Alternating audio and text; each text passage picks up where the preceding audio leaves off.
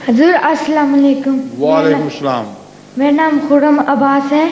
मैं आपसे एक सवाल करना चाहता हूँ कि जब भी आप नूर मस्जिद में आए हैं, जब से आए हैं, तो जब आप सुबह की नमाज़ पढ़ाने के लिए हम सबको आना पड़ता है, तो जब भी आप अपने कमरे से हमारे कमरे में आते हैं तो आप सर की तरफ देखते हैं।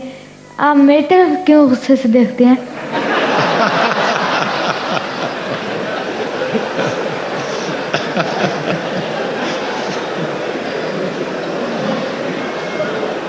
मैं तुम्हारी तरफ भी देखता हूँ, हैं?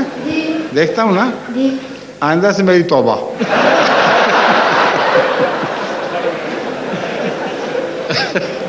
अगर यही मतलब है तुम्हारा तो मेरी तौबा।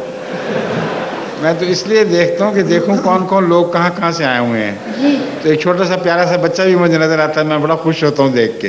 जी। तो अगर ये गलती है तो मेरी आइंदा से मैं गलती नहीं करूँगा, मेरी तो मंजूर है। जी। शुक्रिया।